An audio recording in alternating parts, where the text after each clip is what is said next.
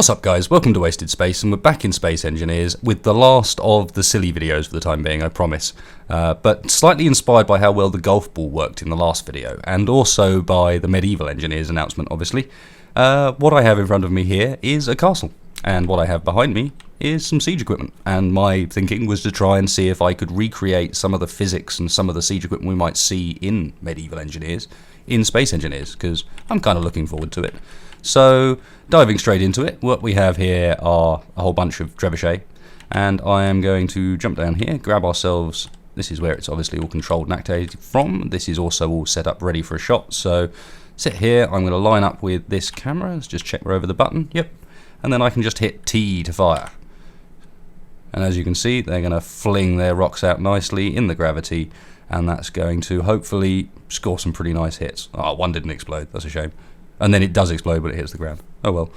Either way, you get the kind of idea. So that was the trebuchet in action, and I'll give you a couple of replays of those from different angles, but jumping back as well, there is also a ballista that I have made. Now the ballista does not work quite as well, so I'm just going to demonstrate this with one of these. So here it is on the end, and again I've tried to keep with the sort of standard physics. So it's the idea with this is that you have a torsioned bar along the front that is a bit like a crossbow arm being set up in such a way that that's where the force for the whole movement is coming from. So don't mind when I push this forward, it's going to break some stuff down there. It's merge blocks and groups. The groups are broken. Can't be asked to reset them up because I'm just going to fire this one here. So that one next to us is going to break. And while that sort of gets into position here, I'm going to go and grab one of the projectiles for it. These are just stored off here, and these are a little bit dangerous. Basically, I've had some troubles with this and sensor ownership recognition. For some reason or another, as far as I can tell, just doesn't work. No matter what settings I put that stuff on, it will always detect me as well as the enemy. So this has been set up so that the sensor range is tiny, and hopefully it won't detect the platform underneath the trolley. But it means I have to be very careful with how I put it in. So let's get you up here, and you just want to get it lined up at the back. And again, because this sensor is like it is, if at any point as this fires it looks downwards, then it will also detect the platform underneath and things will go wrong again. So fingers crossed that doesn't happen and I can actually give you a proper test shot, but that's the main flaw with this kind of ballista design.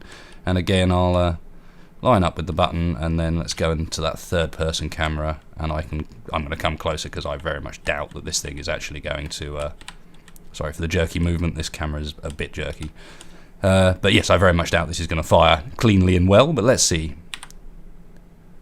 No, what happened in fact was that it immediately rolled forwards, detected the floor underneath, and blew up the foot. That is very unfortunate. Anyway, I can cut to some footage of this working, but I spent such a long time today trying to get this one perfected in a way that would actually be functional. And I don't know, I'm trying to make Space Engineers do something it wasn't designed for. The trebuchet, however, work beautifully. I'm really pleased with those.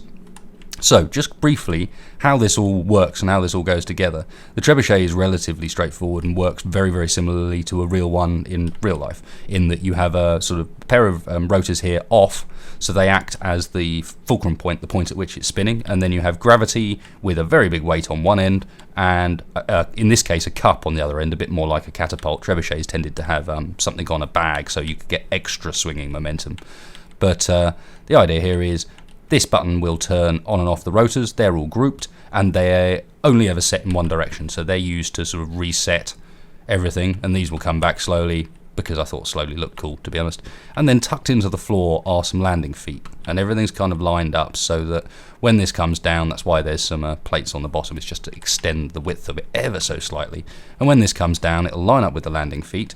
I can turn off the rotors, so at which point the weight is applied and it's trying to fling forward, but the landing gear are holding it in place, and load whatever projectile I want to in the sort of cup of one of these, and off we go. So just for a final laugh, I will lock this in position with this button, turn off the rotors there. In fact, I'll just dive into the control panel and show you what I mean.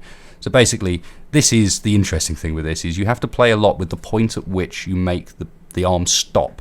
because that's the point at which it actually fires the projectile out, and thus that's what deems what the angle it goes at is. So I've had to spend ages playing around to find out that 82 is the angle I want here for this. But then these rotors, as I said, are set up with velocity that's only ever in one direction, and you just turn those on and off.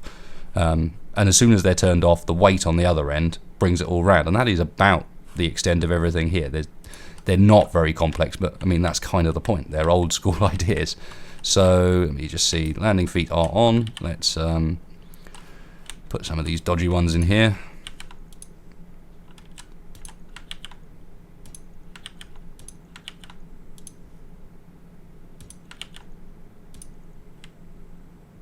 Hopefully none of those point down, and then let's have another round of the proper cannonballs. And these big cannonballs that I've been using, they are literally inside there. Let's put one down outside, out the gravity range, and cut it in half so you can see. But inside here, come on, there we go. We have mass block surrounded by warheads on almost every side, and then a reactor, obviously, to power it all. And then there's a sensor on the outside with some very, very tight fields. And the idea was that it was going to allow me to trigger off of the enemy castle, in this case. And therefore I would be able to blow these up only when it got that far. But unfortunately, that doesn't really seem to be possible at the moment. I wish, if anyone's got any ideas why I'm having so much trouble with this ownership, please hit me up and let me know. And while I reload this, I'll also oh god. Yeah, you see what I mean? Those should never be triggering off that, but they are.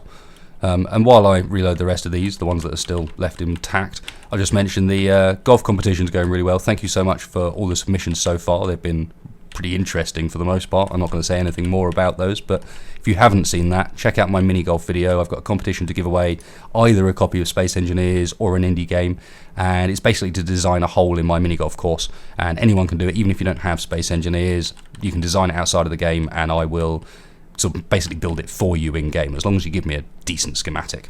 So please have a look at that. And then one last time, let's go for a shot. Let's get the camera somewhere cool. That looks good, and you can see the difference the mass in that extra arm made to how fast it spun round. It looks like they haven't actually really gone far enough. And they're also not triggering their sensors at all, so I guess they got broken when they fired. But you get the idea. Hope you found this vaguely interesting. I know this was another one of those little silly ideas, but I've been enjoying playing with this kind of different approach to physics in Space Engineers. I will be going back to the usual technical builds coming with the next video, which will obviously be on Saturday for Space Engineers. We got random videos on Friday, but that probably won't be Space Engineers this week. Anyway guys, if you enjoyed the video, please hit like, please hit subscribe, really helps me and the channel out, and otherwise I will catch you next time.